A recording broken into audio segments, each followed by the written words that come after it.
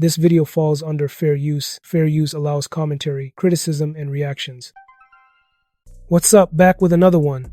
So today I'm going to show you this clip of Joe Budden reacting to Diddy's situation.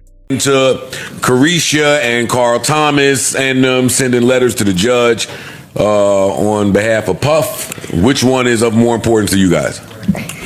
I'm excited about both to talk about. We said the City Girls were dead. We did. Yeah. We can pick that up. I don't want to hear another peep about a City Girl, but we can't tell you why.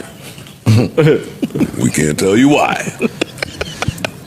Just know that the scoreboard is broke. It's over. Yeah. It's done. Past the 6. Whole team fouled out the City Girls. Not an old Bugs Bunny cartoon where the zeros just keep going. They break the scoreboard. It's done. Yeah, it's done. It's done.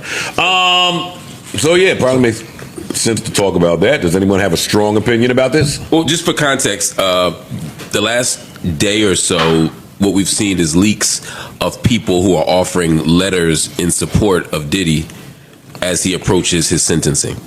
And I wasn't sure who would be giving letters because it's a kind of a tough thing to do.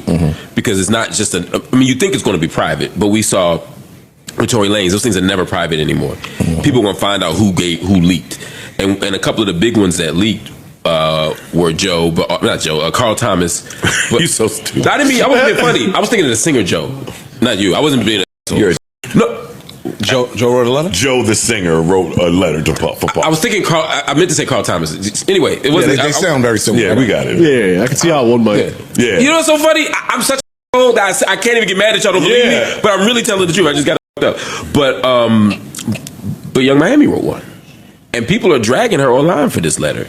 They're clowning, of course, they're clowning the letter itself. It starts with like, "Dear Your Honor," and then it goes through and it feels like a little bit of a ChatGPT kind of creation. And then other people are mad because it's like, how could you be like celebrating this dude and talking about all the great things he's done for you and da da da da when you know what he did to Cassie? That alone should disqualify you from writing something about him.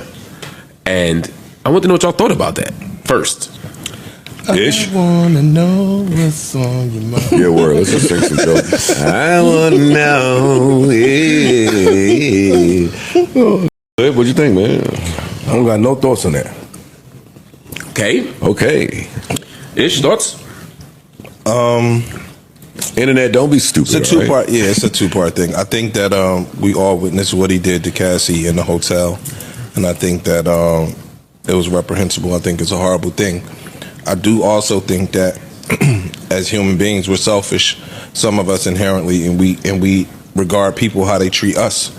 So somebody might have treated their last wife like, but you never saw any signs of that individual treating you like that. So you got to judge that person based on how they treated you and what they did for you, as opposed. Listen, man, he's coming home to party. I agree with what he said. Hey, I think it's just right. What happened to Cassie is horrible. We don't wish that upon nobody. He's coming home to party. I think you have to judge somebody beyond how they treated you if you know what they did, right? Like if the serial next door was always great to me, but I found out that he's a confirmed serial, I gotta at least weigh that.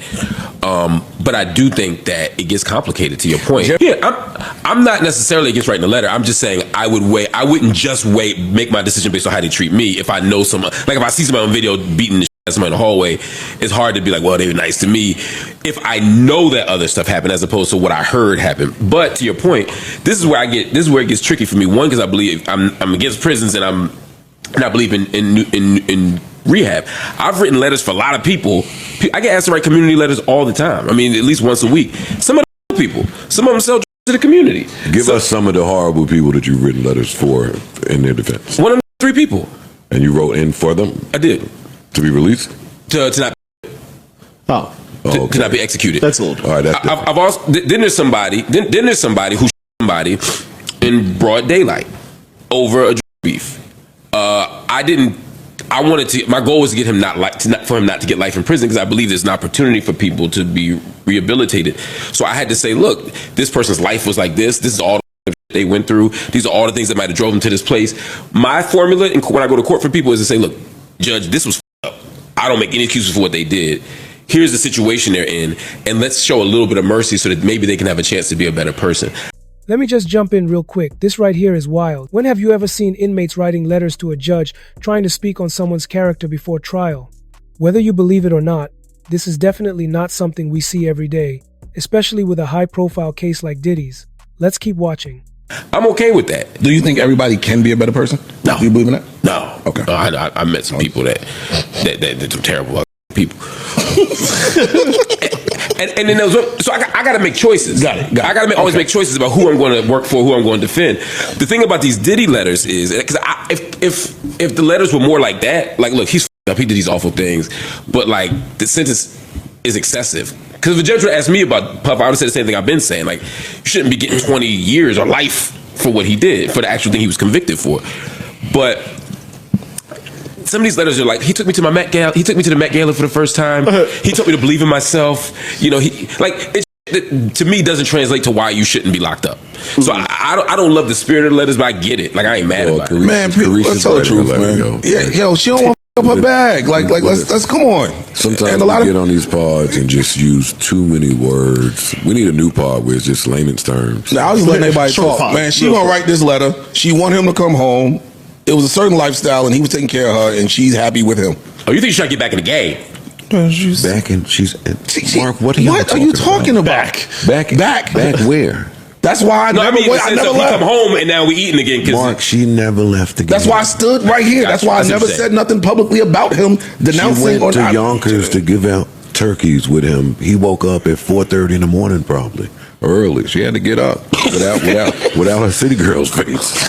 Like, what are we doing? What are you talking about? Did you see her at the awards? She wrote that sign with her own Sharpie.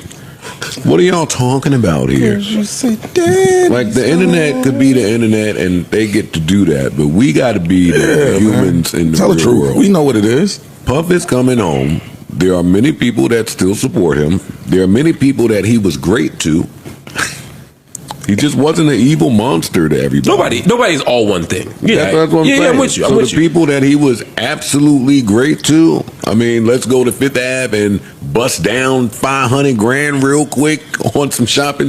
Those people are going to write a letter if he asks them to. What's up? So what are my thoughts about this? Here's the thing. When you really think about the impact of people writing letters to a judge, especially people who are currently incarcerated, it speaks to how complex public figures can be.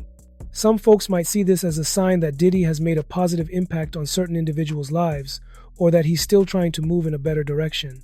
On the other hand, others could view it as a strategic move ahead of trial, and that's why this whole situation has people talking. Joe Budden reacting to this brings a whole different layer because he's been in the game long enough to know how things work behind the scenes, but he also comes at it with honesty and personality. When someone like Joe breaks this down, it gives people a chance to process it in real time, not just the legal side of things, but the social and cultural angles too. There's also something to be said about how narratives are shaped before trial. Letters like these can influence perception, whether or not they affect the actual outcome. At the end of the day, what we're seeing is how powerful influence can be not just in the courtroom, but in public opinion. And with only 10 days left before the trial begins, the pressure is definitely building.